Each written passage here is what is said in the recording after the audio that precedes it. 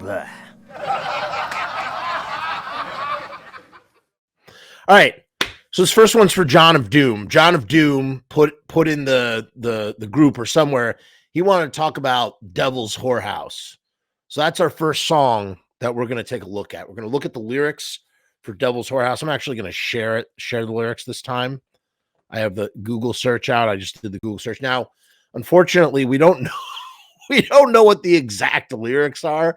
I'm sure you could probably kind of make it out, but we don't know exactly what is being said or exactly what was intended. Nobody really does. There are a few official lyrics sheets out there, right? Like, but besides those, there's nothing. And even still, Glenn, revising his lyrics, decades after he sung them, when he, wasn't very seemingly precious about, changing them up every here and there. Who knows what's real and what's not? So we'll do our best. And obviously I'll call out when I think that there's something does not feel like, it doesn't feel like the lyric that's being sung.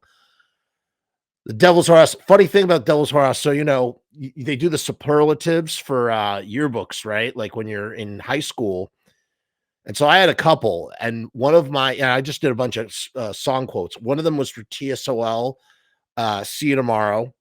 Love that song from Divided We Stand. But another one was Devil's Whorehouse. I put this in my high school yearbook for my senior year. When I sin real good. The Devil's Whorehouse, Devil's Whorehouse, the Misfits. That was my quote. They didn't print up my quotes, and they never said a word to me about it. And so there's nothing. It's blank in the yearbook, and I'm so pissed. Even to this day, 20 years later, I'm still shaking my fist at those fuckers. It's funny. I just had my high school reunion. I went back there, and I checked the molding of the entranceway where I had carved Frumess into the wood like an asshole. The things you do when you're 17. I carved my name senior year into the wood, and I was like, there's no way it's still here. There's no way that this is still here. And sure as shit, there in the wood, 20 years later, fucking my name from us still there. I was like, yes. I was like, and whatever. I digress. All right, let's talk about this. So it sounds like this is just sort of like a story that Glenn is singing, right? That's what it is. It's a story. She works at the devil. Who is she? Is she the same she from the song She, which would make this Patty Hearst? Is this the sequel to the Patty Hearst song? I don't know. Who knows? Who really truly knows? I will tell you this. The Unholy Passion, some of you probably know this already. The succubus on Unholy Passion, like the naked playmate, whatever, that whole situation, that was supposed to be for a single for the Devil's Whorehouse, Devil's Whorehouse, it was supposed to come out as like a Misfits single, and that would have been the cover. Supposedly, I believe Eerie, I've said this before, Eerie was the one who made mention of that. So when you look at Unholy Passion, imagine in an alternate reality where Devil's Whorehouse came out as a single instead, sometime 1980, 81, something like that. Who knows? All right. So she works at the Devil's Whorehouse. So the devil has a whorehouse. We all know what a whorehouse is. And she works there. She loves carnality. What is carnality? Like, we hear it all the time. You hear it.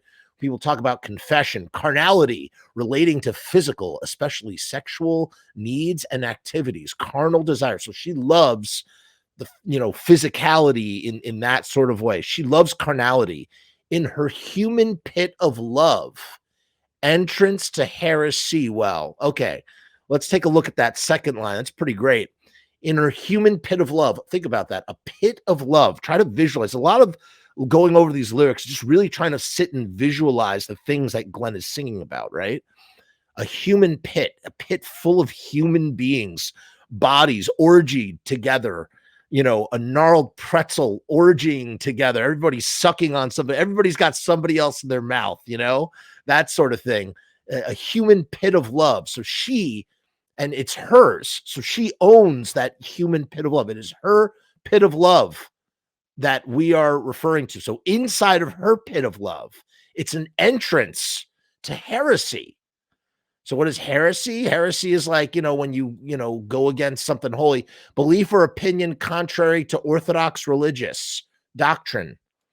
So so to go against, what I guess really, like, we think about like morality, right? Like we think about like, some sort of morality. Yeah, that's a good point. John says, wonder if Glenn ever went to the clubs like that in New York City. He could be singing about a place in New York City. It's very possible.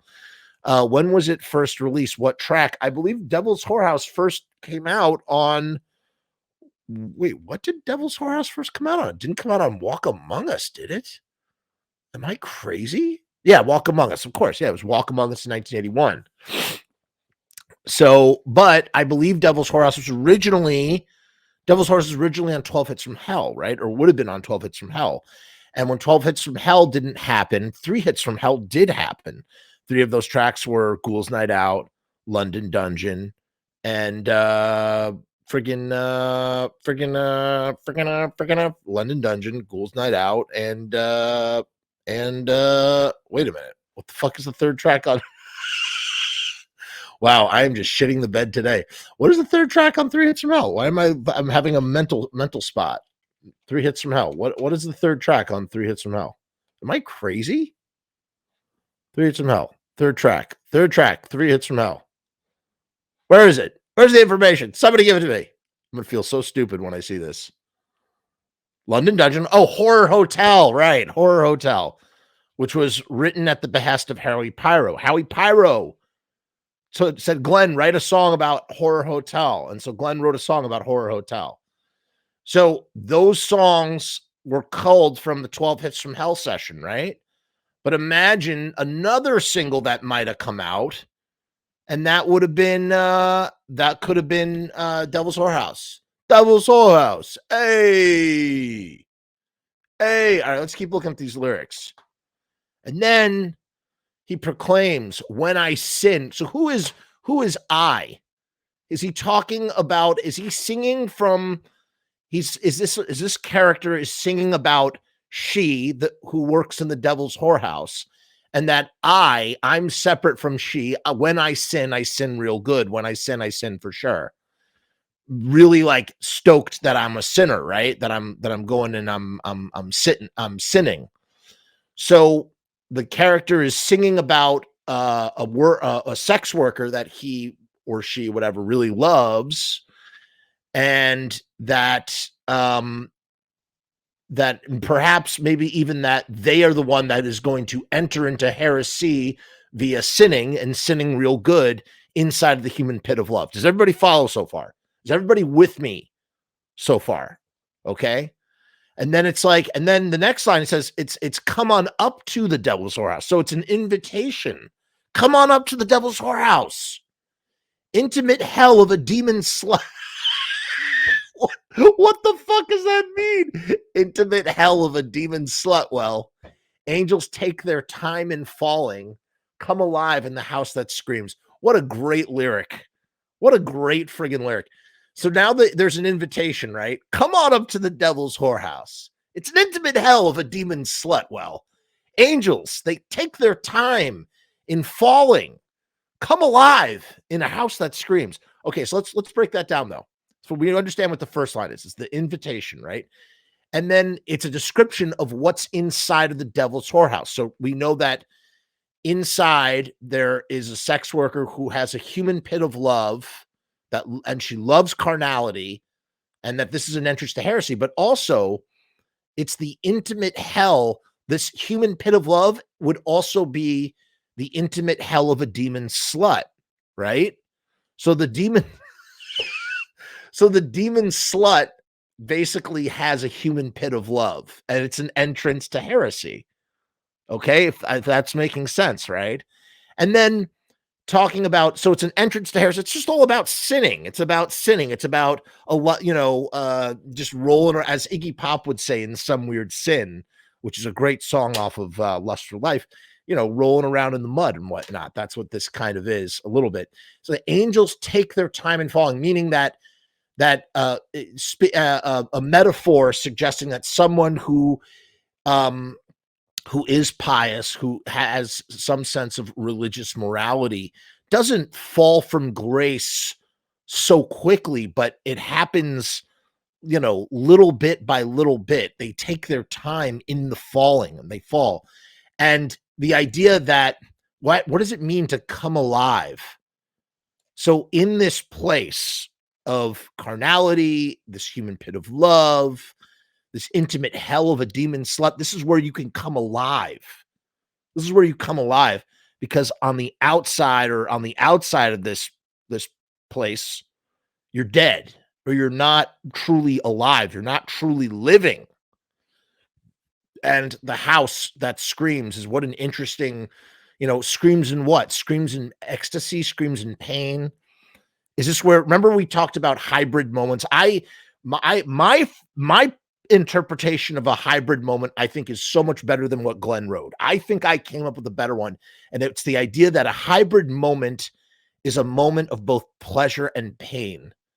It is the side by side on a, like almost like a spectrum of a moment, a singular moment that goes from being very pleasurable to being very painful. And what is that? It's love. So a hybrid moment, give me these hybrid moments, is singing about, the pleasure and pain of love or intimacy or whatever.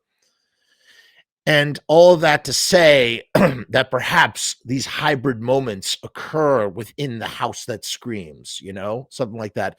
And then once again, a call to, hey, when I sin real good, come alive in a house that screams. So it's basically saying, fall from grace, come alive in a house that screams. And then, so first, come on up to a devil's. So she works at the devil's whorehouse. Then it's come on up to the devil's whorehouse. And then eventually, you're inside now. You have to be inside for him to say this. So now you're inside, and he's saying, this is the devil's whorehouse. Look at this line. Best time for beating backs.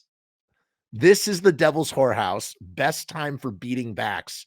So beating backs, with a cat of nine tails or whatever, beating someone's back, baby. I mean, there's a lot of ways to interpret that. When you're beating a back, if you know what I mean, you're beating the back, as they, you'll see guys on the street, they go, beating the back. You know what I'm saying? You know what I'm saying? You know what I'm saying? I'm not going to get more descriptive than that. Best time for beating backs, said, this is the devil's whorehouse. Best time for midnight masses. Jerry Only claims to have written that line for devil's whorehouse. Best time for midnight masses. What's a midnight mass? I mean, they have midnight masses in Christianity, but I guess the inverse of that would be like an evil sort of mass, right? Something like that. Best time for a midnight mass. So this idea of this concept of, we have our own piety, and it's the piety of carnality. It's in the human pit of love. We prefer to sit in heresy, that sort of thing. By the way, I just want to say, after I did that episode about where we talked about Ghouls Night Out, I actually wrote a treatment for at least the opening of a story about Ghouls Night Out. I wrote something. There is, I don't know if it's going to be my next film, but there is an idea, a story idea inspired by a Misfits song called Ghouls Night Out. It exists. Will it develop further? I don't know, but inspiration hit me, and I had to run with it. Any case. And that's it. When I sin real good. When I sin for sure. When I sin real good. When I sin for sure. In the devil's whorehouse. And, are these the entirely accurate lyrics? I don't know. Perhaps maybe not. But they're still real fun to look at. And, that's the thing when you go to a human pit of love, full of carnality, things get sticky. And you know what else is sticky, you guys? You know what else is sticky? Freaking riot stickers. That's right. I'm going to just quickly touch on what Maclovius is saying, because Maclovius always has good takes here. I think that the devil's whorehouse is whenever you unleash your lust, that moment when you feel alive. If lust is considered a capital sin, where the human being has sex, it sins for sure. That's pretty good. That's pretty good. Thank you for that, Maclovius. Maclovius?